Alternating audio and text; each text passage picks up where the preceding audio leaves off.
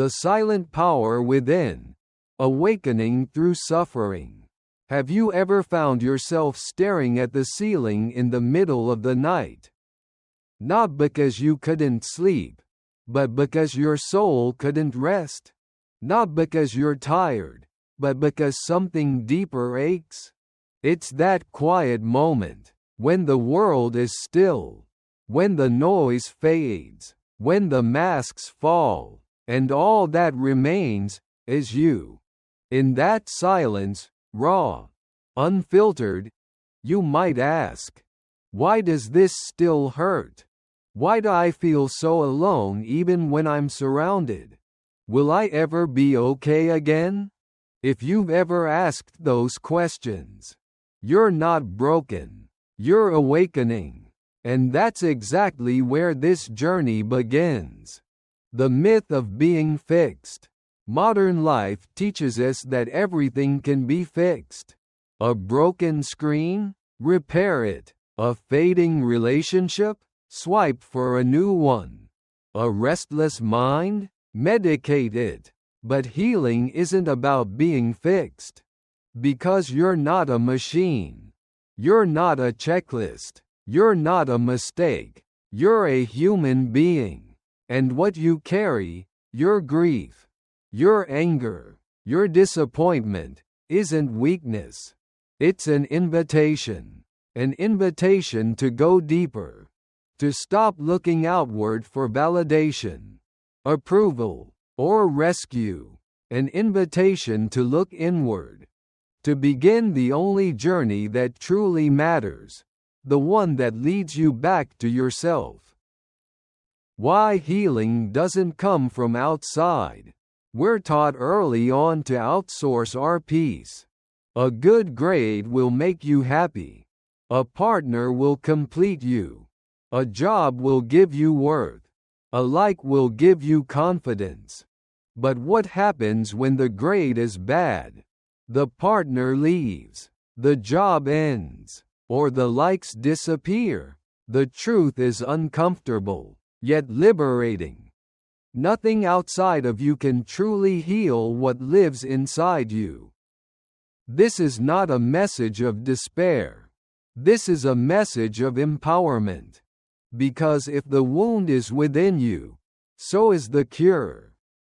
And Buddhism knew this all along. The Buddha's radical message, more than 2,500 years ago. A prince walked away from everything, his wealth, his family, his title, not out of rebellion, but out of longing. He saw sickness, aging, death, and instead of numbing or denying them, he asked, "Why do we suffer? And is there a way out?" His answer became the Dharma. He didn't offer a miracle. He didn't offer salvation. He offered a mirror. And in that mirror, we still see ourselves. What this series will teach you. This isn't just another self-help video. This is a transmission of something timeless. We're going to explore how to detach from the things that create unnecessary pain, without becoming cold or indifferent. Live fully in the present moment, without spiritual bypassing.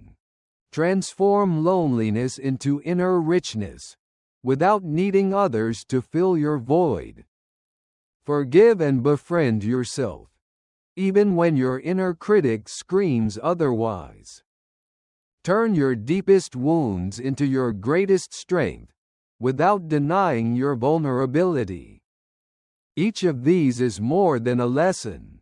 It's a door, and we'll walk through each one, together. The hook. Why now is the time? You're not here by accident. Maybe your heart feels heavy. Maybe you've tried everything else. Maybe something in you whispered, "Try one more time." That whisper, that still small voice, that's your soul. And it's time to listen. Because healing isn't something you wait for. It's something you become. And you, my friend, are not too late. You're right on time. A new kind of strength. Let's talk about strength.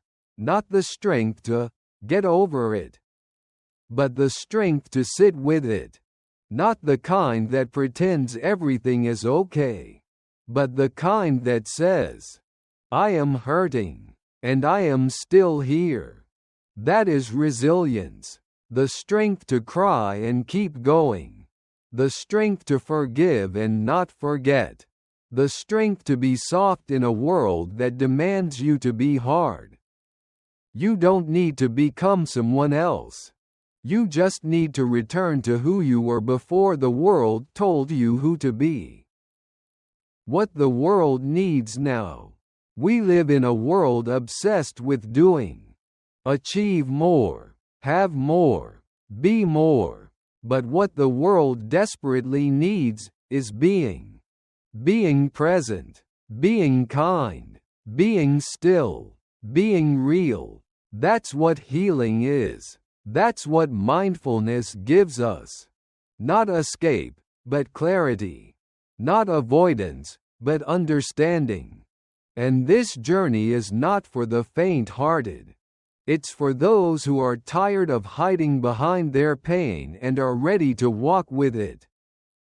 You're not alone anymore. As you watch this series, you'll hear stories of monks and mothers, warriors and wanderers, artists and everyday people who faced the fire and didn't burn, they became light.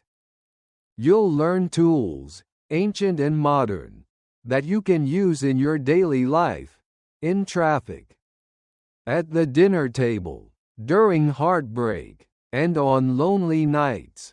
You'll realize you are part of a lineage of seekers, healers, and truth-tellers who dared to believe that peace is possible. And that you don't have to do this alone. Because healing may be personal, but it's also communal. We rise together. A channel for the heart. Buddhism in every moment isn't just a channel. It's a sanctuary. A space to sit with your truth. To breathe. To feel. To remember who you are beneath the noise. And you are welcome here. Whether you are new to Buddhism or have sat on cushions for years, this is for you.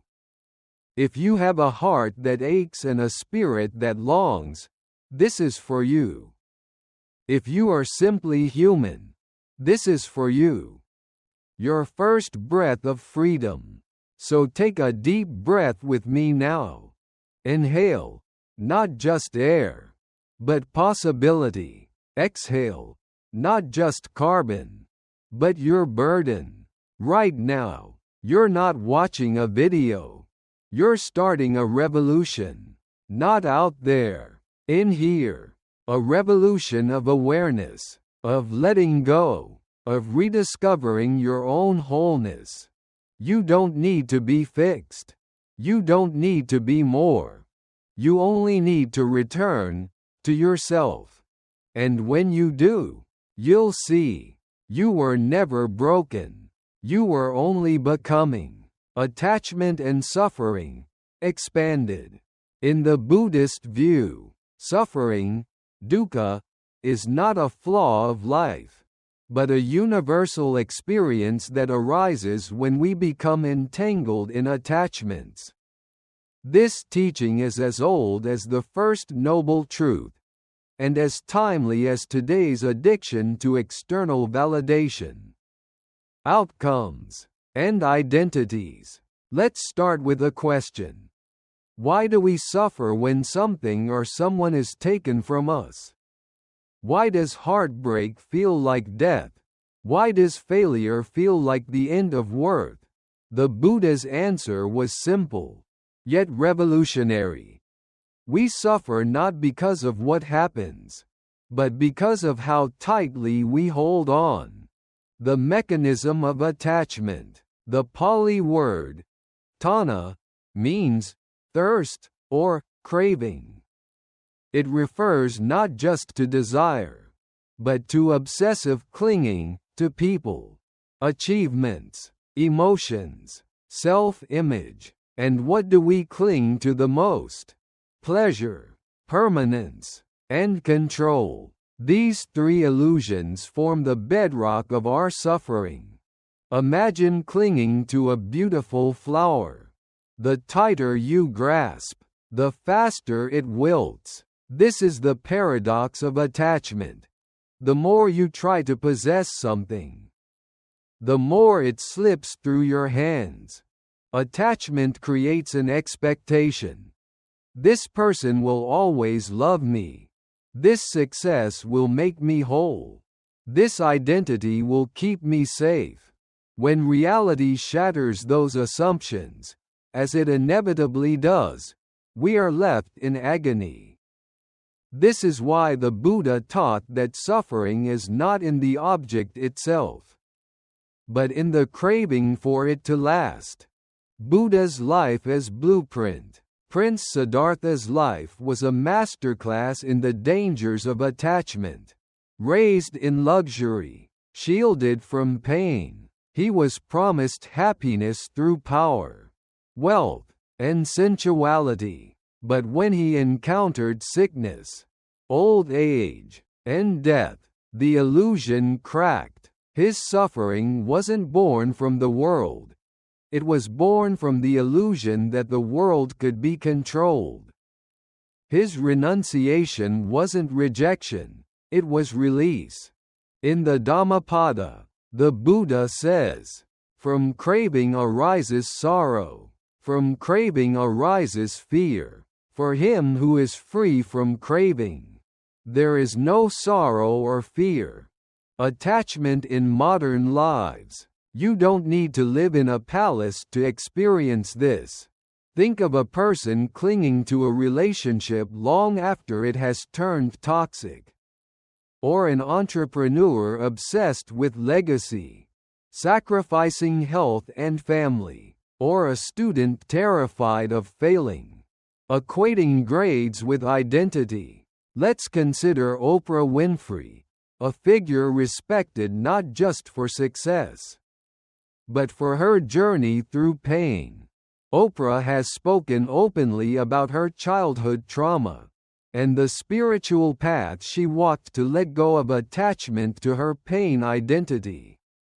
In her words, "The more you praise and celebrate your life, the more there is in life to celebrate." She turned suffering into presence, not by clinging to her story, but by reauthoring it. Similarly, Barack Obama once said, "The biggest challenge I faced wasn't outside. It was learning to let go of needing to be understood by everyone." This detachment allowed him to lead with clarity rather than ego. Buddhist parables. The Arrow and the Coal. A classic Buddhist parable explains how we prolong our pain. A man is shot with an arrow. Instead of seeking help, he insists on knowing who shot him, what kind of bow was used, why it happened. He dies before removing the arrow. This is how we live, holding onto the story of pain longer than the pain itself. Instead of addressing the wound, we wrap it in narrative, resentment, and blame. Similarly, another parable involves holding a burning coal with the intention of throwing it at someone else. You are the one who gets burned. Both parables make a timeless point. Attachment to suffering is often worse than the suffering itself. Psychology and neuroscience align. Modern psychology echoes these teachings. In cognitive behavioral therapy, CBT, it's understood that our thoughts, not events, cause our emotional reactions. Attachment to a specific thought like, "I must succeed or I'm worthless," fuels anxiety. Neuroscience shows that the brain's default mode network, the part responsible for self-referential thought, is overly active in people who ruminate. Letting go, whether through mindfulness or reframing, calms the nervous system, reducing inflammation and improving well-being. Letting go is not just spiritual advice. It's neurobiological medicine. Celebrity example: Kobe Bryant's transformation. Kobe Bryant's transformation in the final decade of his life mirrors the Buddhist arc of moving from attachment to mastery. Early in his career, Kobe was fiercely attached to being the best, often alienating teammates, but post-retirement, he became softer, more reflective. In interviews, he spoke about detaching from outcome and falling in love with the process. This is textbook Buddhist teaching. Non-attachment is not lack of ambition. It is freedom from dependence on results. Detachment does not equal indifference. A common misunderstanding is that detachment makes us cold or passive. In fact, true detachment allows for deeper engagement. It means we love people without needing to own them, pursue goals without being enslaved by them, and experience life without resisting its impermanence. The Dalai Lama illustrates this beautifully. He radiates joy, despite being exiled from his homeland. When asked how he copes, he replied, "I could focus on what I lost, or I can focus on what I can still offer." This is detachment. Not retreating from life, but showing up without needing to control it. A practice. The hand metaphor. Close your hand into a fist. Imagine you're holding something precious, maybe a person, a job, a title. Now hold it tighter. Feel the tension in your fingers, wrist, and forearm. This is attachment. Now, slowly open your hand. The object is still there. You haven't dropped it, but now your hand is free. This is detachment. We often mistake clinging for care, and detachment for apathy, but detachment is love without chains. Sutra Insight. The Five Aggregates. In the Anatta Lakkhana Sutta, the Buddha taught the five aggregates: form, sensation, perception, mental formations, consciousness, are not the self and should not be clung to. Even our identity is impermanent. When we cling to, "I am this," or "I must be that," we create a false self that is bound to suffer. When you let go of identification, pain becomes part of life, not the core of self. Application. What are you holding? Ask yourself, what expectation is causing my pain? What am I afraid to lose? What story am I rehearsing? Who do I need to be in order to be at peace? Then try this. Write a letter to the thing you're attached to. It could be a job, a person, a belief. Tell it, "Thank you for what you gave me. I release you now. I do not need you to be whole." Burn the letter, safely. As the smoke rises, imagine your suffering lifting too. Letting go as a daily practice. Letting go isn't a one-time event. It's a daily discipline. Each morning, ask, "What do I need to let go of today? How can I meet this moment without clinging? Where is my peace dependent on outcome?" Over time, you will discover something profound. When you stop needing life to go a certain way, You become free to live it fully.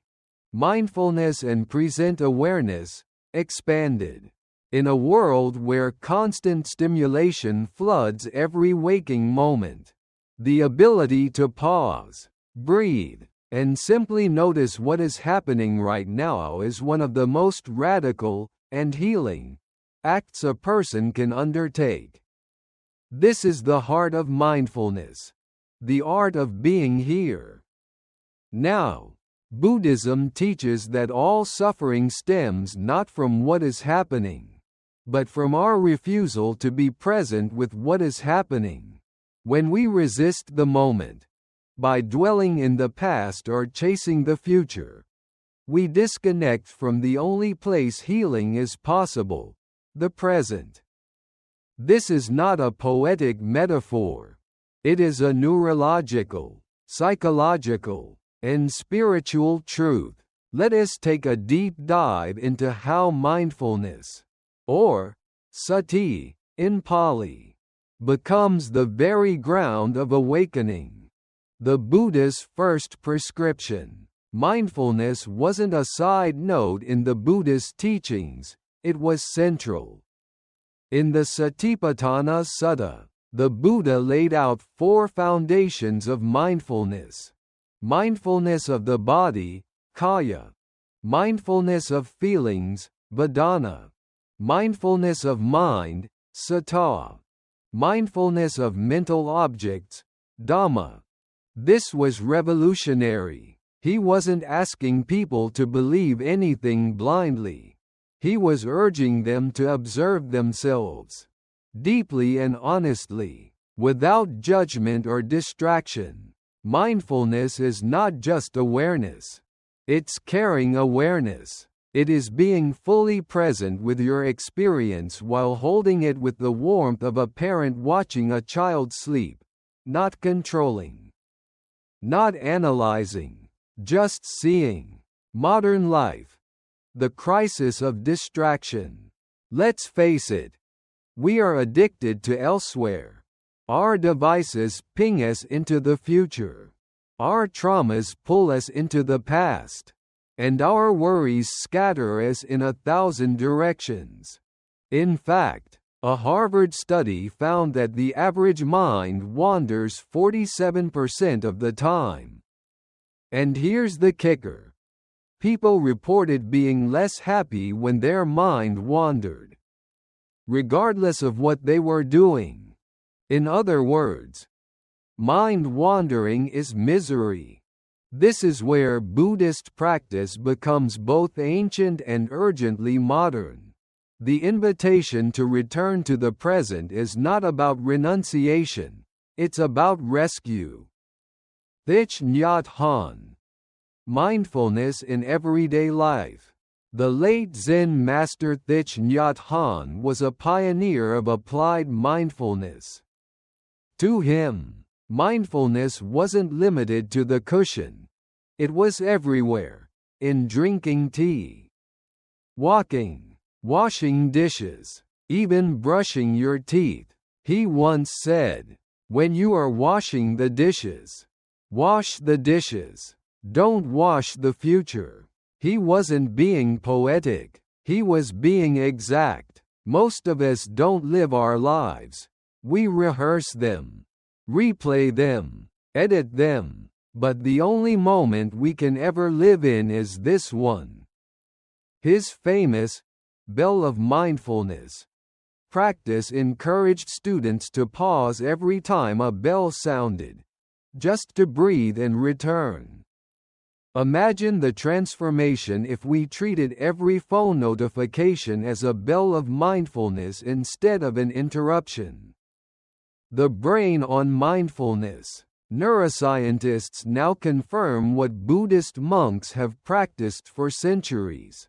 Regular mindfulness meditation has been shown to thicken the prefrontal cortex, associated with awareness, decision-making, and emotional regulation, shrink the amygdala, associated with fear and reactivity, improve connectivity in the default mode network, Reducing rumination. This isn't spiritual fluff. It's neuroscience. Mindfulness literally re-architects the brain. And you don't need hours on a cushion. Studies show that even 10 minutes a day can create measurable change over time. A practice. The 3-minute pause. Whenever you feel overwhelmed, try this. Stop. Close your eyes if you can. Feel your feet on the floor.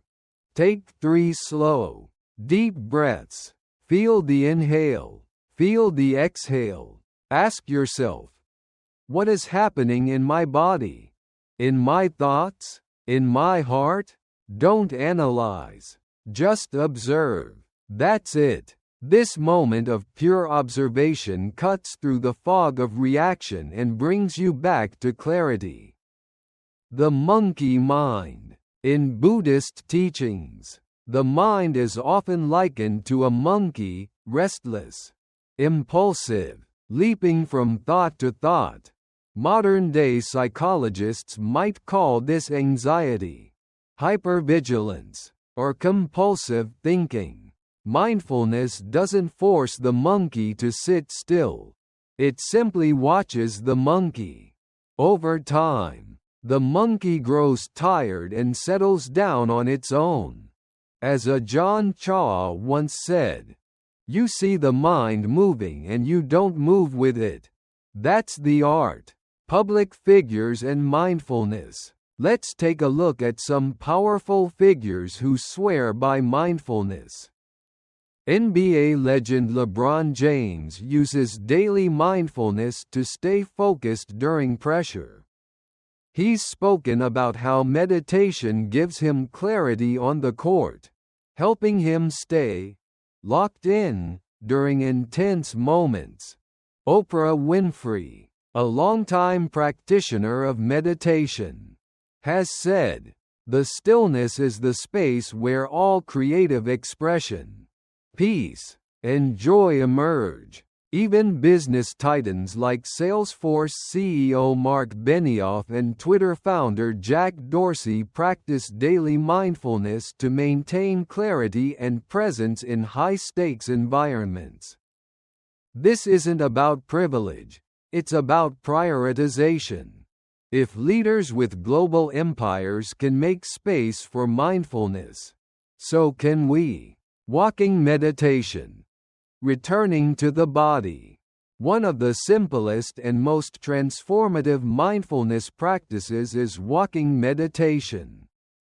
You don't need incense or mantras, just your body and attention. Here's how. Find a quiet space, your room, a hallway, or a garden. Walk slowly. As you step, say silently, arriving home. Feel your heel touch the ground, then the ball of your foot, then the toes. Let your breath match your steps. The goal isn't to get anywhere. It's to remember that you are already here.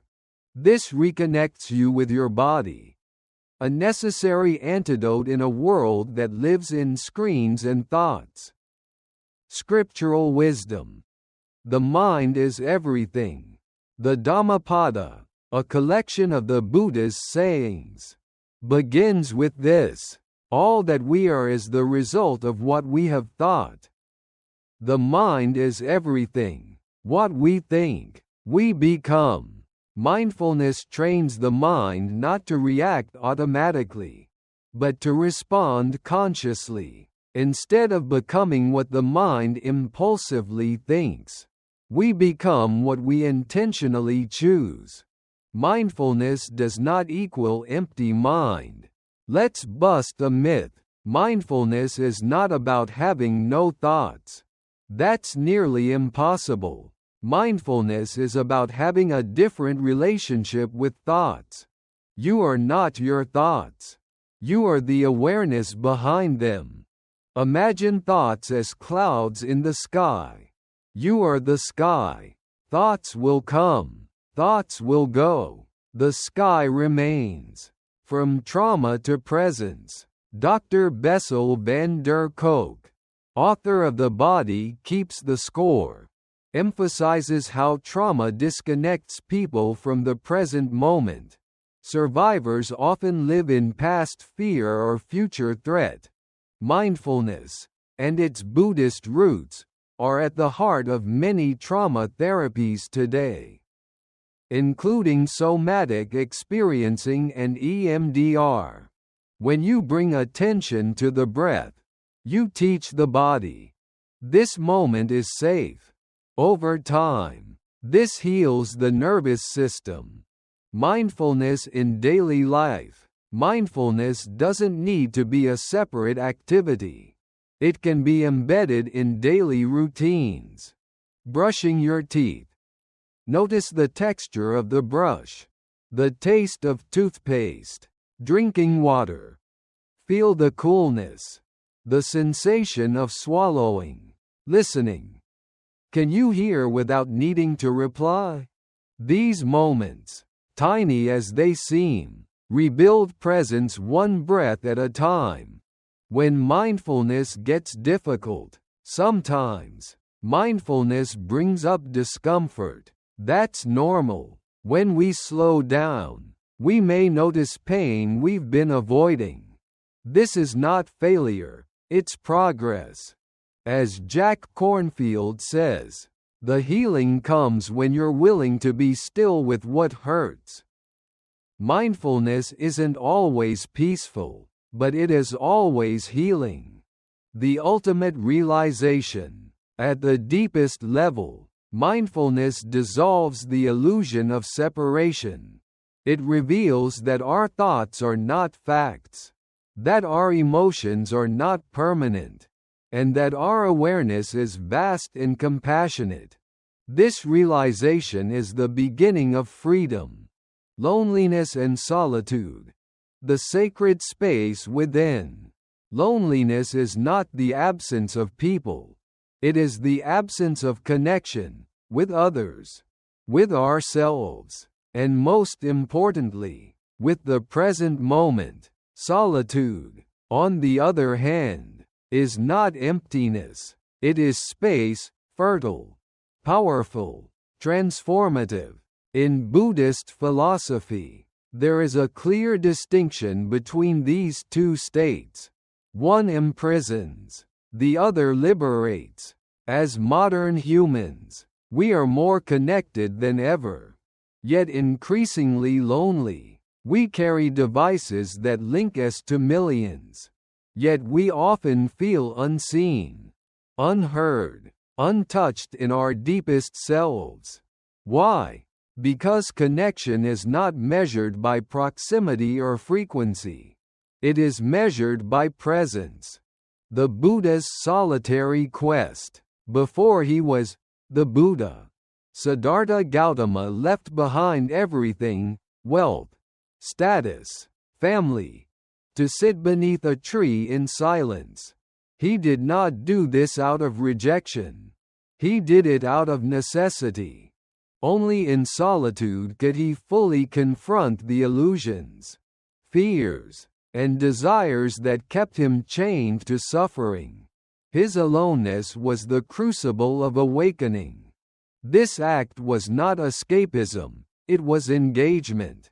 Engagement with the inner world that shapes all outer experiences. Solitude in the Suttas. In the Anguttara Nikaya, the Buddha praised solitude, viveka, as essential to insight. It is impossible that someone engaged in company, delighting in crowds, can attain the bliss of renunciation. He was not advocating withdrawal from society forever. He was saying that without time in silence, reflection, and stillness, the truth of the mind cannot be seen clearly. Loneliness. The psychological epidemic. According to a 2023 report by the U.S. Surgeon General, loneliness has become a public health crisis on par with obesity and smoking. It increases the risk of depression, heart disease, and even early death. Yet we rarely talk about it, because loneliness carries shame. If I am lonely, it must mean I am unlovable. But the Buddha would say, no, loneliness is simply a signal, a call to return, not to others, but to ourselves.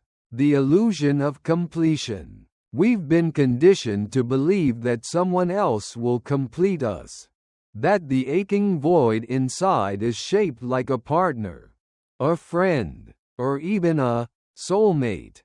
But what happens when people leave? When relationships shift? When love doesn't fill the hollow? We are left with ourselves. And if we cannot be with ourselves, truly, peacefully, then no one else's presence will ever be enough. Story. The monk who found his soul in solitude. There's a Zen story about a young man who sought enlightenment. He asked a master, "Where should I begin?" The master replied, "Go into the forest. Be alone for 7 days. If you come back with a question, I'll give you an answer." The man returned after 7 days. The master asked, "What did you find?" He said, "The forest was loud with my mind." The master nodded. "Good. Go back for 7 more." Weeks passed. On the 49th day, the man returned. This time, he smiled. "I met myself." The master replied, "Now your journey can begin." Solitude is the mirror. When we are alone, the noise of others dies down. The mirror clears. We can finally see the stories we've been telling ourselves. I'm not enough. I'm too much. I need to be needed to matter. In solitude, these stories rise, and if we stay long enough, they dissolve. This is why solitude terrifies us. Not because it is empty, but because it is full of truth. Solitude in the lives of the powerful. Many of the world's most impactful figures have embraced solitude not as retreat, but as resource. Barack Obama has spoken about his post-presidency habit of walking alone and journaling each morning, reflecting without interruption. Recentering in clarity. Bill Gates famously takes "think weeks," where he disappears alone to a cabin to read, reflect, and write. Decisions made during these weeks have shaped the trajectory of Microsoft. And J.K. Rowling, before Harry Potter became a global phenomenon, wrote her earliest manuscripts in the solitude of cafes, disconnected from acclaim or expectation. These individuals did not fear solitude. They honored it. The Buddhist paradox. Interbeing through aloneness. Thich Nhat Hanh coined the term interbeing, the idea that all things exist in connection. A flower is made of sunshine, rain, earth, and time. So are you. But paradoxically, in order to understand this interconnectedness, we must sometimes be alone. It is only in solitude that we begin to feel the pulse of the universe within ourselves. Practice. Entering the cave of the heart. Try this once a week. Turn off your phone. No music. No books. No screens. Sit in silence for 20 minutes. No agenda. Just breathe. Watch what arises. Boredom. Anxiety. Peace. Clarity. At first, this will feel unbearable. That is the resistance of the mind. Stay. Soon, you'll hear something deeper. the voice behind the voices. This is not loneliness. This is homecoming. The fear of solitude. What if I'm alone forever? Let's face it. For many, solitude triggers existential fear. We think, will I always be alone? If no one needs me, am I worthless? If I stop chasing people, will anyone love me? But these are not truths. They are thoughts shaped by culture, trauma, and fear. True solitude isn't a prediction. It's a present moment practice. You are alone now. What if you didn't fight it? What if you explored it? The power of the forest monks. In Thailand, there exists a tradition of forest monks, practitioners who live alone or in small groups deep in the jungle, following rigorous practices of meditation, simplicity, and silence. Why the forest? Because the forest doesn't flatter or distract. It confronts. In solitude, there is no applause, no ego feeding, no mirrors, only the raw truth of the present moment. And it is from this rawness that insight arises. From loneliness to spaciousness. When we stop resisting aloneness, it becomes spaciousness. You begin to notice things. The way light falls on a table. The feel of your breath. The rhythm of silence. These are not minor details. They are reminders that life has always been enough, if we were only present for it. Solitude helps us realize we are not waiting for life to happen. Life is already happening. A Buddhist story. The Empty Boat. Chuang Tzu, a Taoist sage beloved in Zen circles, once told the story of a man rowing across a lake. Another boat approached rapidly and collided with his. Furious, the man screamed at the other boat, until he saw it was empty. There was no one to blame. In that moment, his anger disappeared. Solitude is like the empty boat. It reveals that the person we blame for our pain is often not out there. It is within. From isolation to inner strength. Western psychology often frames solitude as something to be treated, an indicator of social dysfunction. But Buddhism sees it differently. Solitude is a source of inner strength. It teaches us that we are not dependent on external validation.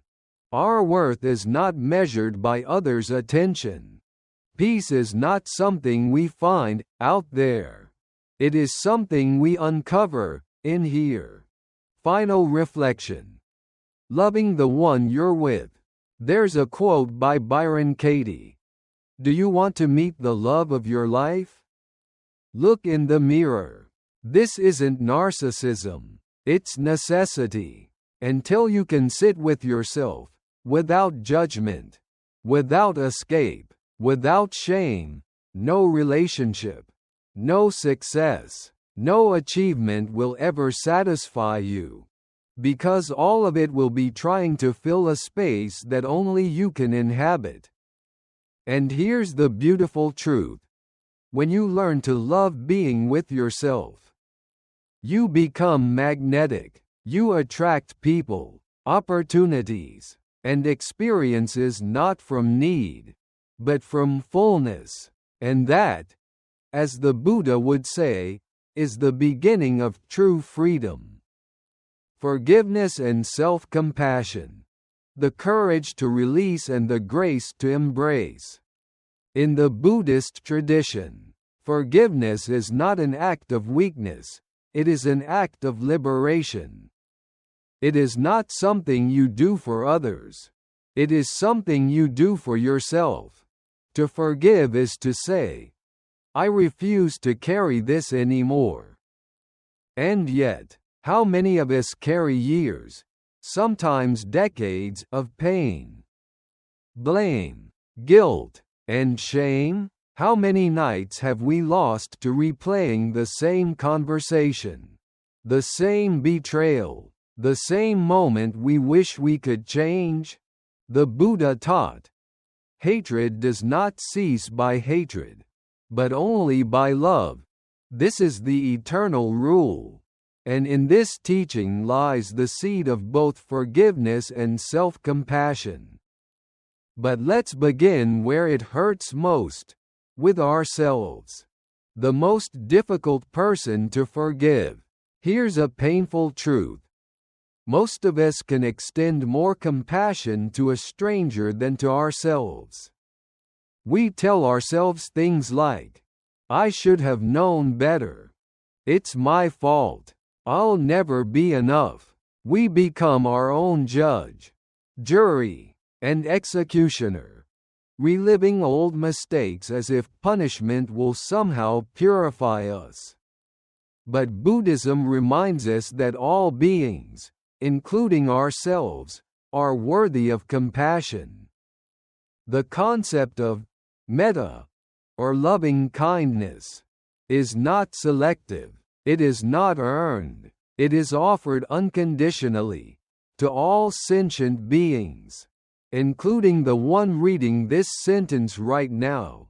Story: The Cracked Cup.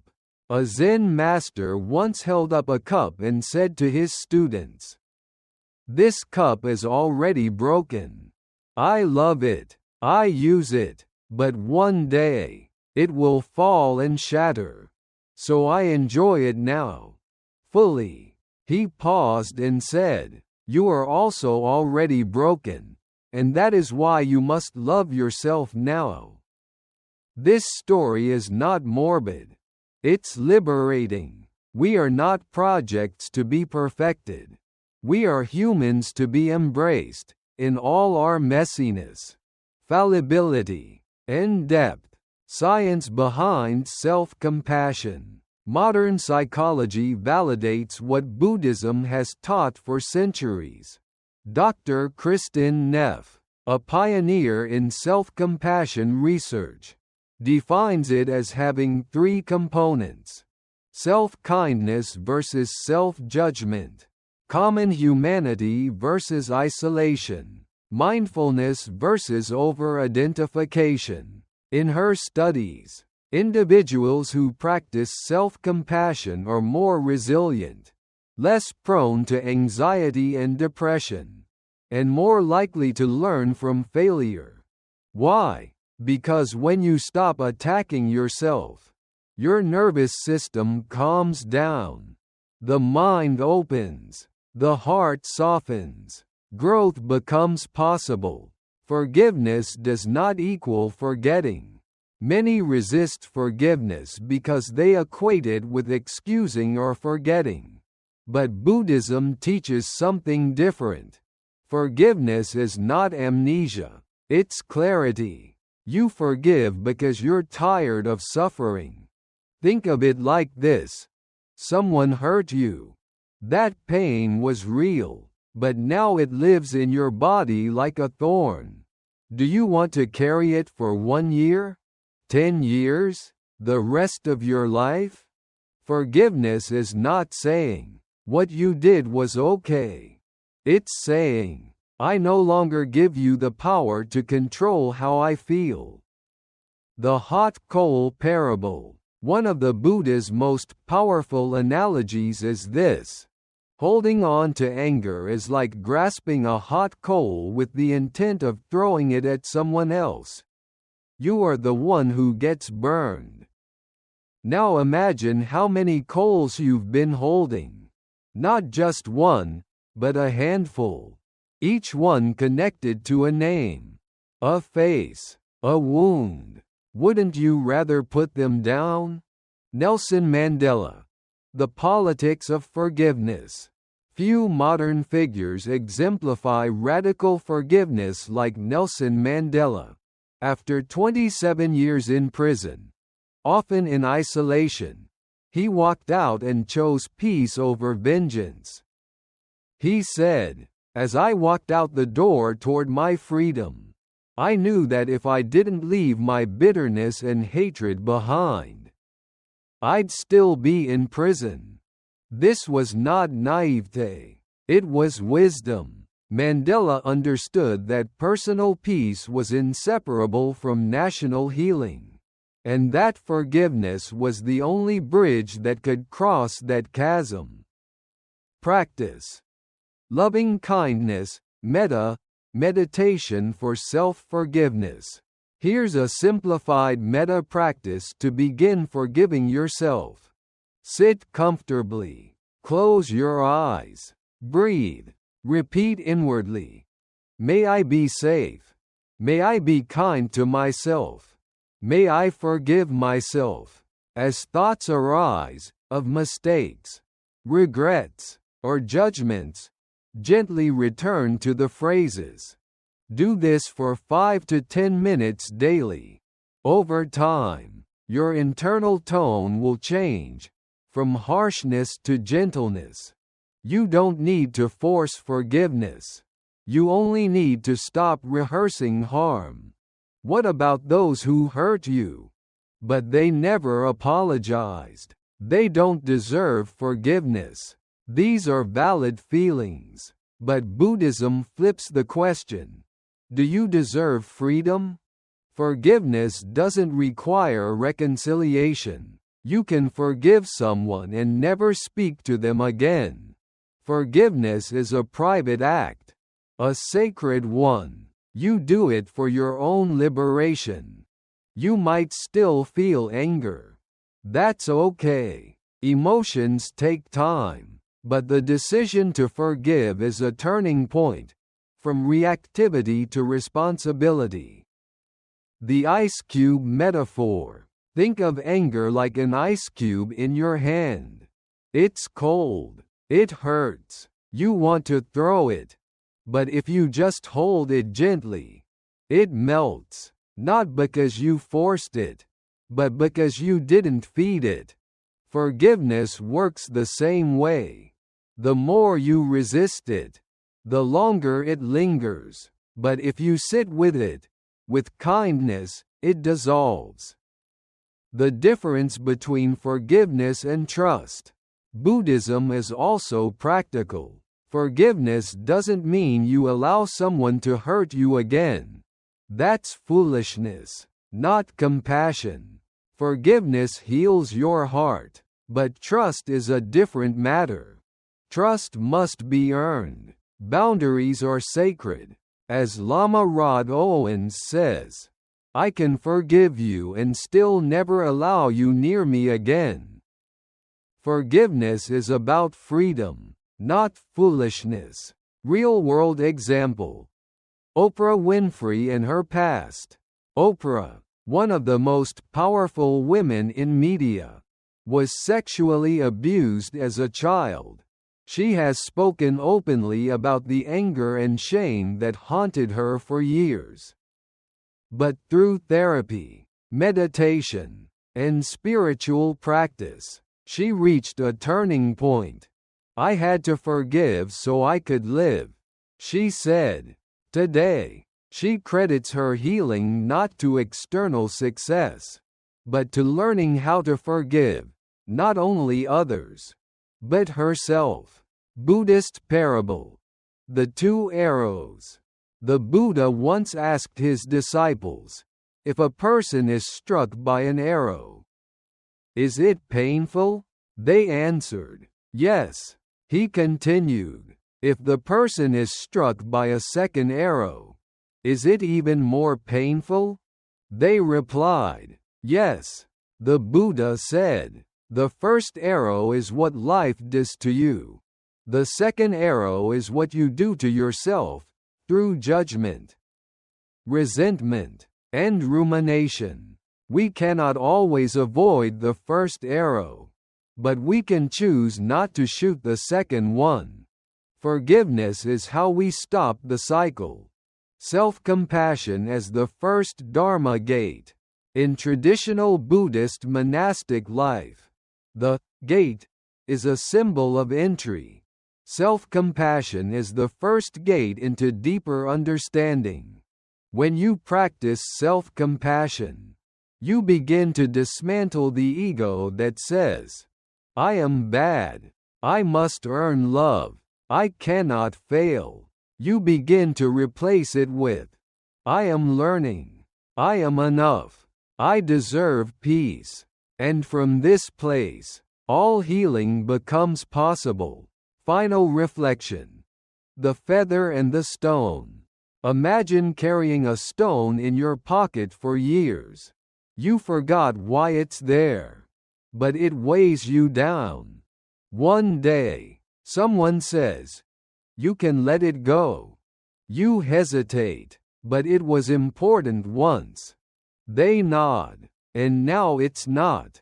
You remove the stone and replace it with a feather, a reminder that you are not here to suffer.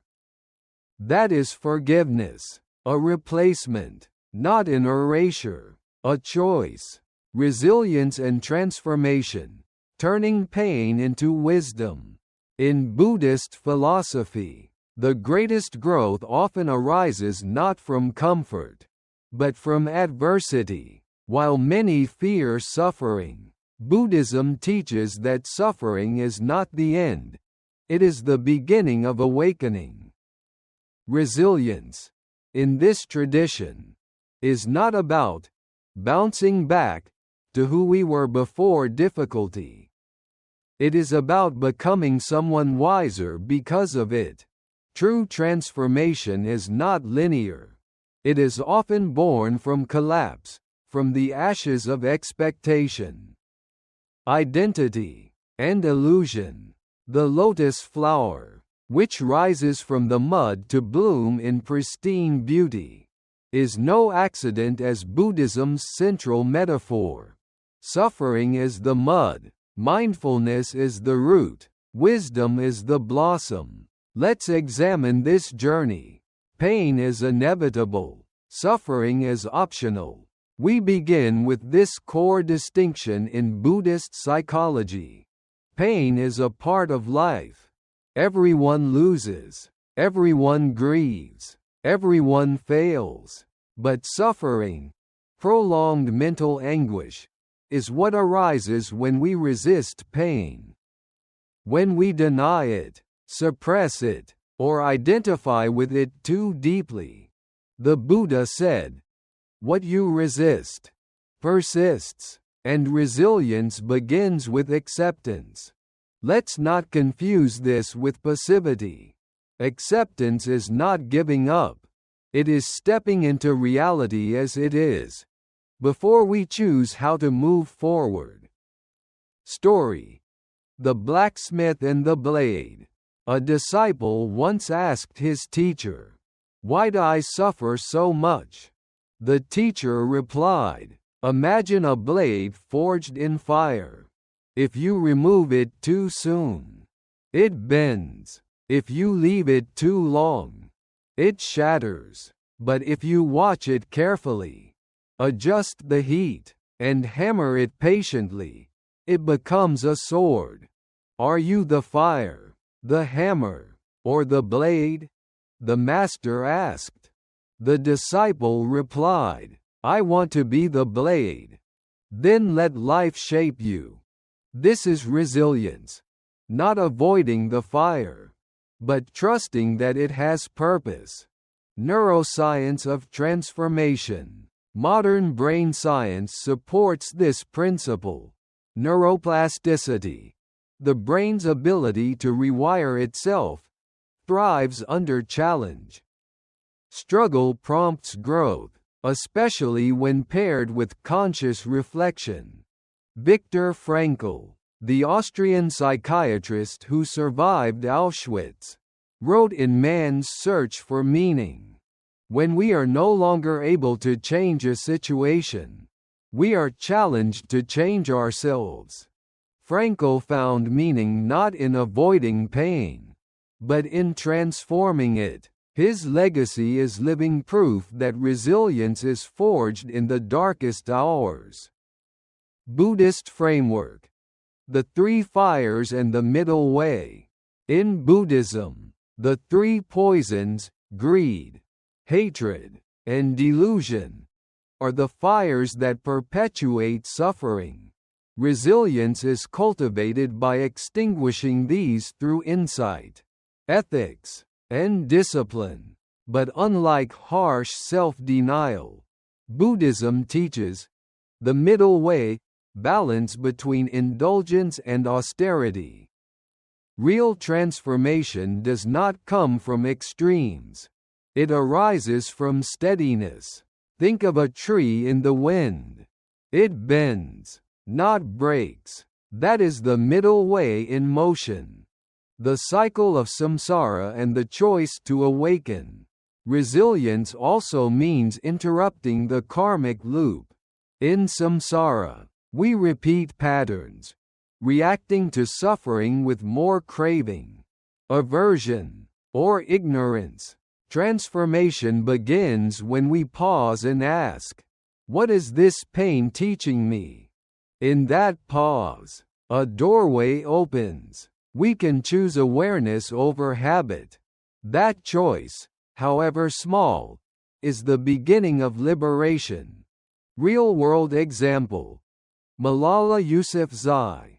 In 2012, Malala, a teenage girl advocating for girls' education, was shot in the head by the Taliban.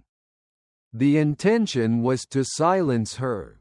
But Malala survived, and she did not respond with vengeance. She used her pain to fuel global activism, becoming the youngest Nobel Peace Prize laureate. She said, "They thought the bullets would silence us. But they failed. Nothing changed in my life except this. Weakness. Fear and hopelessness died. Strength, power and courage were born." This is transformation. Pain, purified through purpose. Practice. Sitting with the storm. Buddhist teachers often compare the mind to weather. Thoughts and emotions are clouds. Storms pass. The sky remains. When overwhelmed, try this meditation. Sit quietly. Say inwardly. This too is part of the path. Observe the sensations. Don't label them good or bad. Ask, "Where is this pain located in my body?" Breathe into it. Say, "I don't have to fix it. I only have to feel it." Over time, the storm weakens, not because it goes away, but because you're no longer feeding it. Buddhist parable. The mustard seed. A grieving mother once came to the Buddha, begging him to bring her dead son back to life. He told her, "Bring me a mustard seed from a household that has never known death." She went from house to house. Each home had known loss. Returning empty-handed, she understood. Suffering is universal. Her grief did not end, but it transformed, from isolation into compassion. She became a nun. She spent her life teaching others to find peace through acceptance. Historical example. Shinran and the Depths of Fallibility. Shinran Shonin, a Japanese Buddhist monk in the 13th century, broke monastic vows, married, had children, and still founded one of the most enduring Buddhist traditions, Jodo Shinshu, true Pure Land Buddhism. Why? Because he realized something radical. Transformation comes not from perfection, but from humility. Shinran taught that awakening is not for the pure, but for the broken-hearted. His legacy reframes resilience, not as moral excellence, but as spiritual honesty. Growth is not linear, it spirals. You may think you've healed, only to revisit old pain. This is normal. Healing spirals. Each time pain returns, you're meeting it with more awareness. That's progress. Buddhism calls this returning to the breath. You return again and again, not because you've failed, but because you're learning to stay. The goal is not to be invincible, but to be awake. Metaphor. The lotus in the mud. Let's return to the lotus. It doesn't grow in clean water. It grows in mud, thick, dense, dark, yet it rises. And when it blooms, it remains untouched by the dirt below. That is the heart of Buddhist resilience. Not escaping the mud, but using it to rise. Every insult, heartbreak, and failure is compost for the flower you're becoming. Closing reflection. Becoming the mountain. A Zen master once asked a student, "What do you do when the storm hits?" The student said, "I try to find shelter." The master replied, "Be the mountain." This is the invitation. To root so deeply in your own presence, your own practice, that no wind can uproot you. To turn your scars into sacred symbols. To meet adversity not with fear, but with grace. To suffer, yes, but to suffer wisely. And in doing so, to walk the path not of avoidance, but of awakening. The journey back to wholeness, from pain to peace. Take a deep breath with me. You've come a long way. Not just in watching this series, but in walking your own quiet, sacred path of healing. Perhaps you didn't realize it at first. Maybe it just started with a question, a restlessness, or an ache too persistent to ignore. But here you are, reading these words. And in that, there is something incredibly powerful. Because only those who are brave enough to face themselves truly heal. And that's what this entire series has been about. Not escaping your wounds, but transforming them. Not running from discomfort, but sitting with it. Not chasing peace, but uncovering the peace that was always there, within you. Let us now return to what we've explored together, and understand how it all fits. Attachment and the birth of suffering. We began where the Buddha began, with suffering. Not because suffering is the problem, but because suffering is the portal. We examined attachment, not just to people, but to expectations, identities, outcomes. You may remember the image of holding a burning coal. The tighter you grip it, the more you get burned. Letting go is not weakness. It is the beginning of liberation. And in our modern world, we can see attachment everywhere. Scrolling through endless feeds. Comparing ourselves to curated lives. Grasping for validation in every comment, every like. But what happens when you put the phone down? Sit in silence, and just be? That's where healing begins. Real-world story. A software engineer I met once told me that her panic attacks stopped, not because her workload reduced, but because she stopped identifying herself solely as someone who must succeed. Her suffering wasn't her deadlines. It was her attachment to what success meant. When she let that go, she finally breathed again. Mindfulness, the medicine of presence. Then we touched mindfulness, not as a buzzword, but as a way of life. In a world that constantly pulls us into the past and projects us into the future, we learned the power of now. We explored the monkey mind, the breath, the art of observing without reacting. Think about this. When was the last time you truly tasted your food? Or listened, really listened, to your child or partner?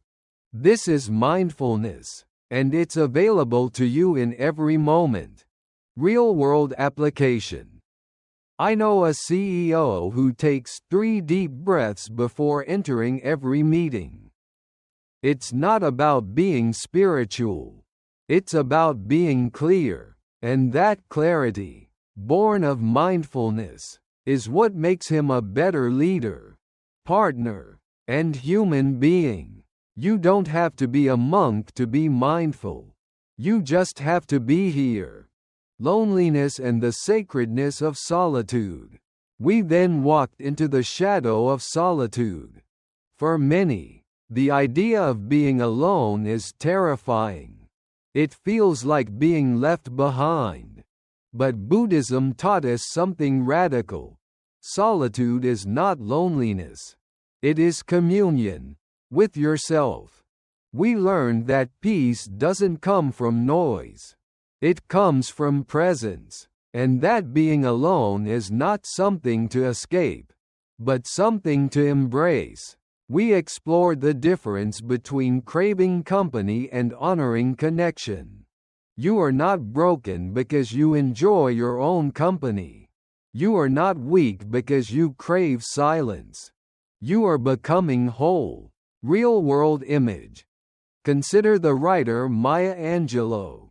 She would rent a small hotel room where she kept nothing but a bed, Bible, and a notebook.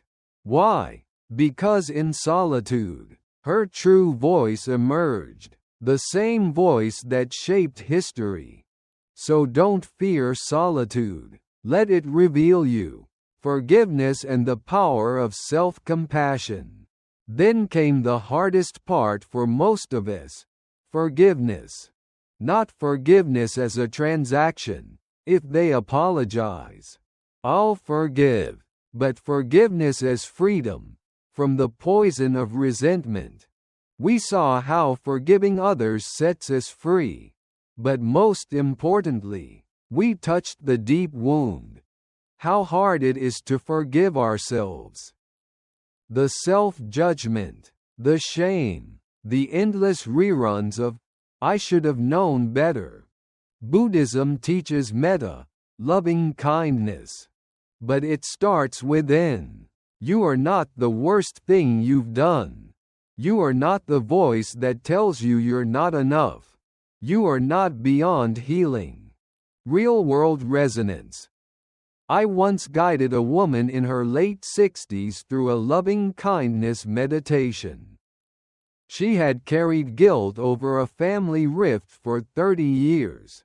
That day, for the first time, she whispered to herself, I forgive you. She wept, and with those tears came peace. What if you did the same? Resilience and the lotus rising. Finally, we turned to transformation. Resilience in Buddhism isn't brute endurance. It's grace under fire. Like the lotus, which blooms in the mud. We rise through our pain, not by resisting it, but by allowing it to shape us. Suffering is not punishment. It is the forge of wisdom. Real-world metaphor. Viktor Frankl, a Holocaust survivor, wrote that meaning is the only thing that saves us from despair.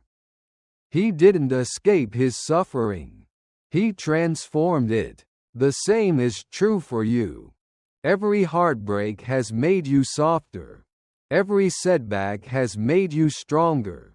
Every scar is a teaching. You are not here in spite of your pain. You are here because of it. Everyday Dharma. Making it real. So how do we take this wisdom into the world? Here are 5 simple practices. No incense. No chanting. No robes. Just truth. Morning breath. Before grabbing your phone, take 3 mindful breaths. Start your day with you. Anchor object. Carry something that reminds you to be present, a stone, a bracelet, a quote. 3-minute check-in. Once a day. Pause. Ask, what am I feeling? What am I needing? Forgiveness journal. At the end of each week, write down one thing you forgive yourself for. Compassion circle. Once a month, sit with someone you trust. Share what's real. Witness each other. These aren't rules. They're reminders. Healing isn't what you do.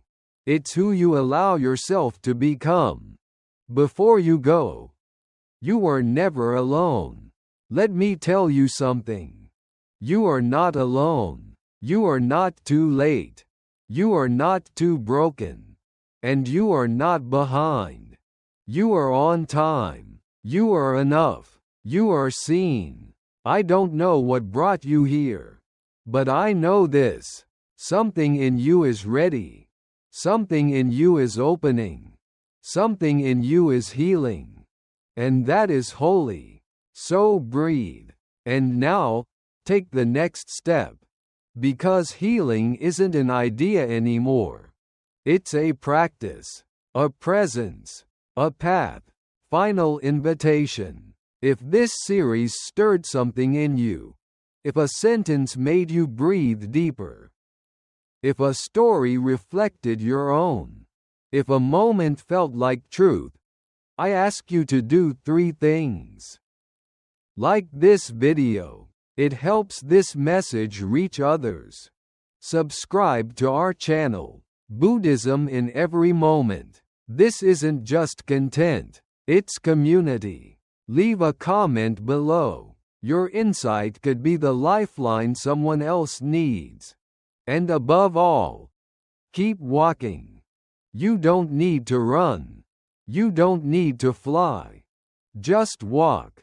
One step, one breath, one moment at a time. We're walking with you, and we'll be here every step of the way.